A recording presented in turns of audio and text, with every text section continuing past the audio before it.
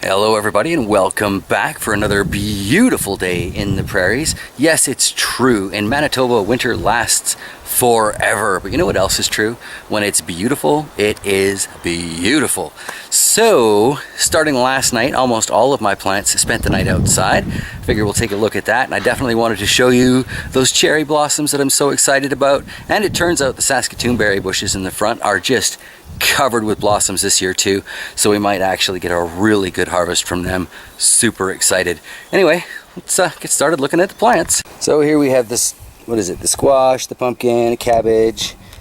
None of these things are looking particularly good. It almost looks like powdery mildew on the leaves, but at the same time it almost looks like sunburn.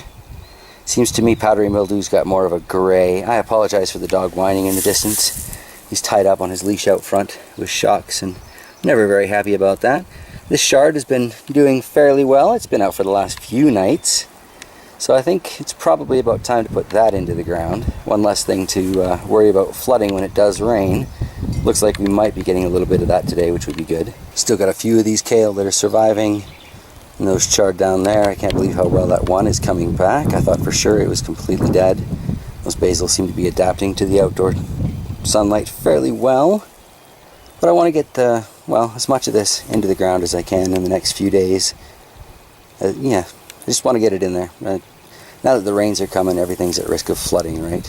So we were up in a larger town that has a garden center, and in a moment of weakness, can you believe it, I bought more plants. Couldn't help myself. We've got a really nice, it's a lemon boy because mine are just teeny tiny. A really nice green zucchini. This start is fabulous. Looks much better than my black zucchini. Got 6 cabbages, 6 Brussels sprouts, and we got 3 more pepper varieties. 2 of them are the same. It's not the habanero. The habanero is the one that I got. It was the only one they had, so I grabbed it. But hot Portugal. So I'll be curious to see what comes of those 2 plants. These were kind of in a greenhouse, kind of outside. Kind of not really both. It's hard to explain, but I think these need a few days of hardening before I leave them out. Let's look at the stuff that has been out for a while though. Here we've got what's left of the tomato forest. It's a little more organized now, but not terribly so.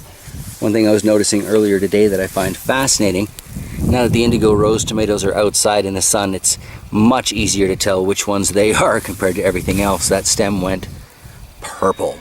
Just one of the things that I love about that tomato is such an interesting purple. Here we can see a couple of these longer ones that have kind of bent at the base there. Not too worried about that because I'm planning on planting below that point, or planting it deeper than that point, so above that point.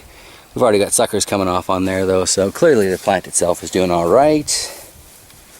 Need to get some of these in over the next few days as well. Everybody else around here seems to be putting plants in, so seems like it's time. This spent its first night out last night. For the most part, things are looking okay. All of these spent the night out last night as well, which is a little nerve-wracking, but it is what it is. The El Oro de Ecuador is looking okay. Crimson Red, not so much. Super Chili, not so much. But that Sugar Rush Cream is looking fantastic. Sand Dollar, we'll call that acceptable.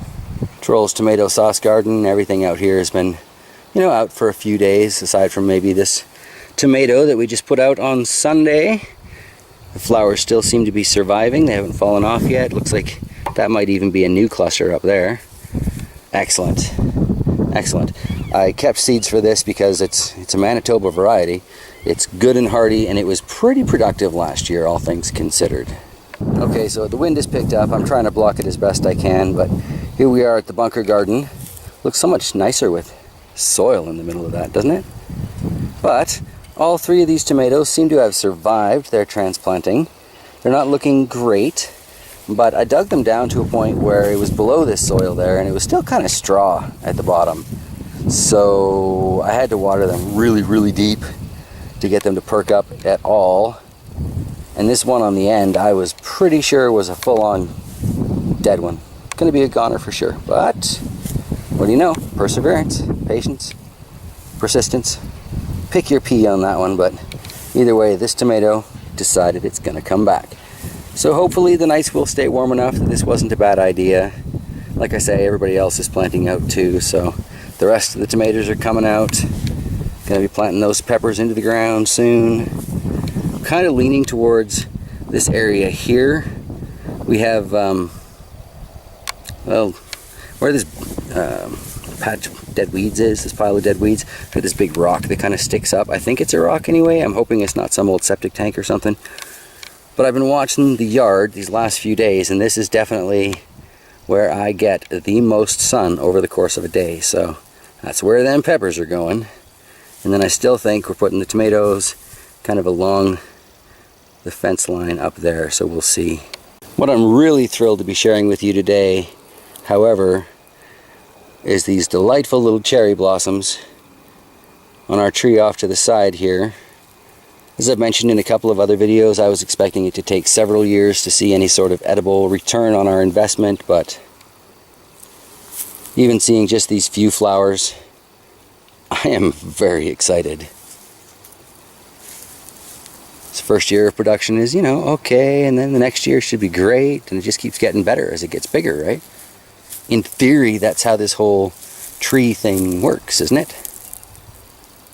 So I'll find out soon enough. And that is probably where I'm going to wrap it up today, folks. I want to get a little playing in the dirt done before the skies open up on us, and it's already gotten just that little bit more gray just since I've been outside. So yeah, thank you for joining me today, and we'll be back tomorrow. Not quite sure what we're going to be taking a look at tomorrow, but I'm sure it'll be something. So I will see you then. Take care, everybody.